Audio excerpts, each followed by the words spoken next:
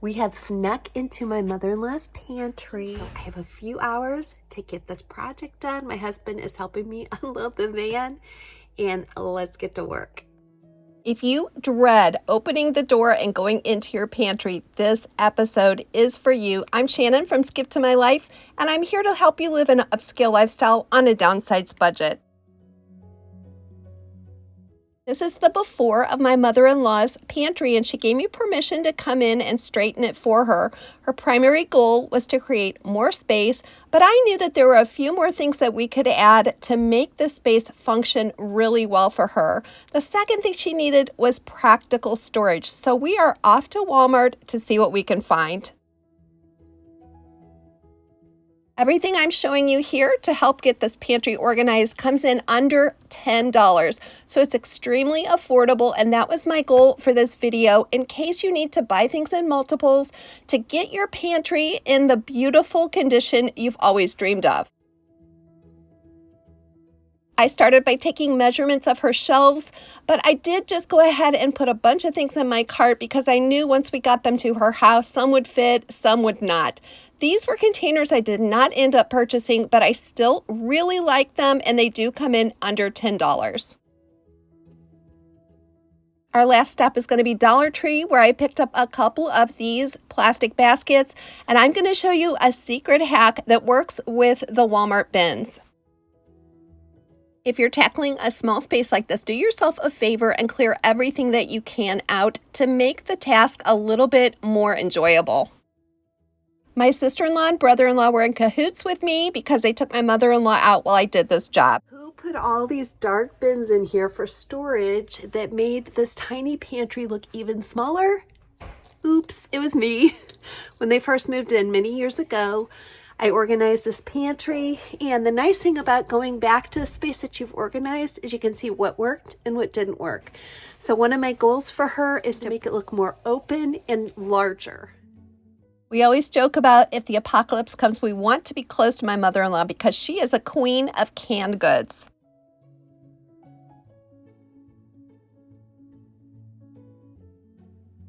We're going to start by organizing these canned goods, and pantries are one of the only spaces where I don't take everything out to organize it because canned goods are heavy and it would just take so long. So we're going to organize this as we go.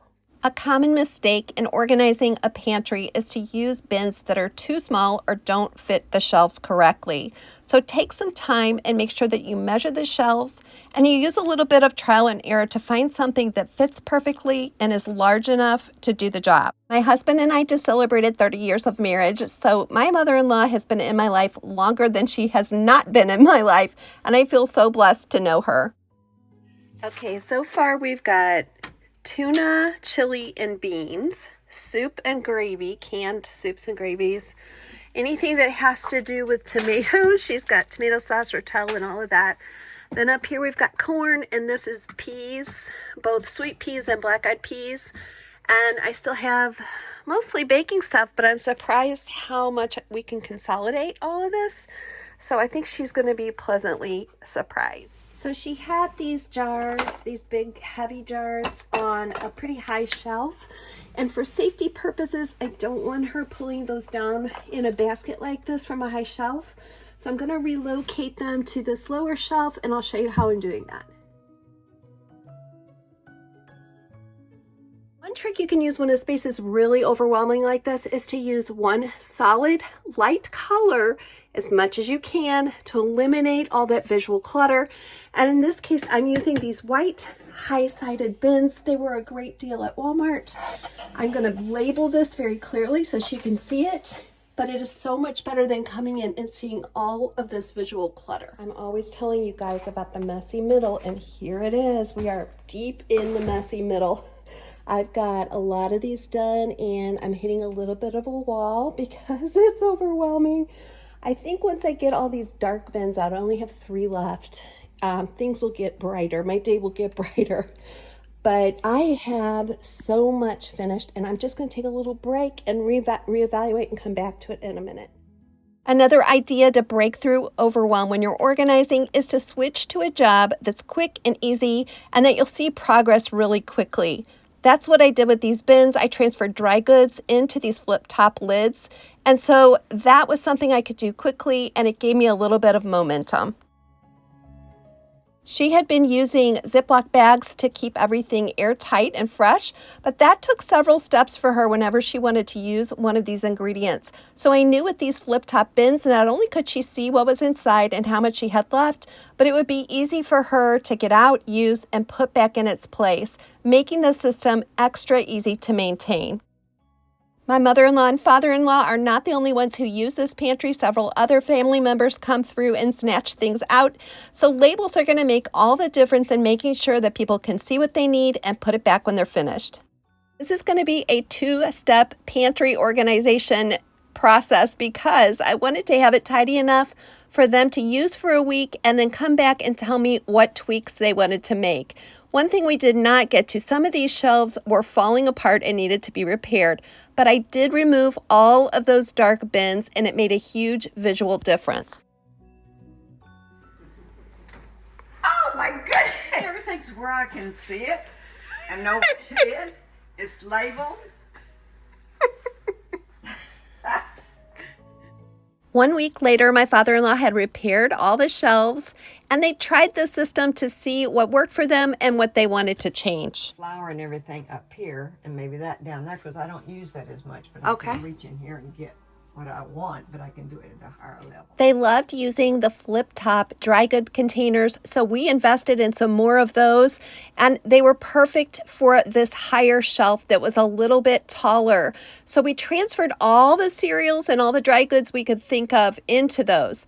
Now the shelf underneath was not quite as tall, so I went on the lookout for another container and found this one that was perfect at Walmart, and it came in under $10 as well. After lots of labeling with my favorite label maker, this now looks like a general store and it's becoming a thing of beauty. Now she did like some of these white bins, but she really requested that she could get some bins she could see through, so it would make it a little bit easier to find items. These clear plastic bins from Walmart were the perfect size to corral items, especially on the top shelf that they could see from the floor level before they got up there to get anything out. We're putting all this back stock way up high, but they can still tell what's in those boxes. As well, we created a whole snacking shelf for any hands that come over and want some extra food.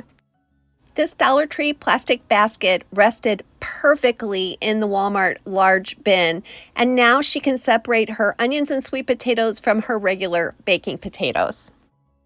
For under $3, I also found these clip-top airtight containers, and they needed some of these to store their nuts and their dried fruit. So I was able to fill one bin with these containers, and some of them are full, some of them are empty for them as they go shopping.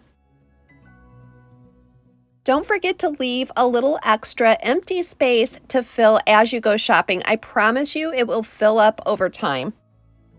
Last, we needed to find a place for her aluminum foil and plastic wrap. So I purchased this over-the-door shoe hanger from Walmart for less than $10, and we are going to create a custom station using that space on the back of her door.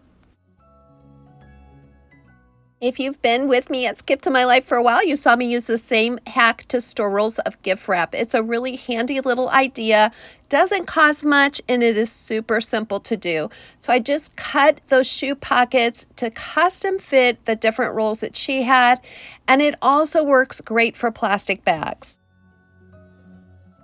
If you're getting some good ideas today, don't forget to click that like button. And if you haven't subscribed already, I would love to have you join us on this journey.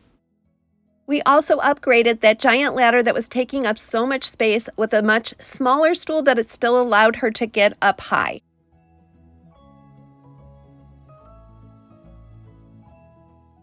Instead of being confronted with an overwhelming, crowded space, we now have that facing wall with all white containers. And in addition, I displayed some of her favorite items. This coffee pot was given to her by her father when she first got married, and the nutcracker is also a family heirloom. Instead of having canned goods scattered all throughout the pantry, we consolidated them into just 2 shelves that are very simple and easy to reach, and we stacked them according to a grocery store system.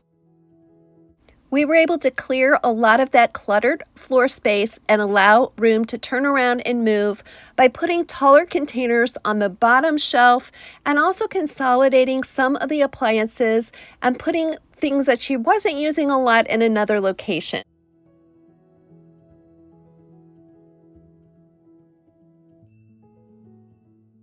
Instead of using plastic bags to seal and keep her food fresh, we changed everything to these flip-top lidded containers.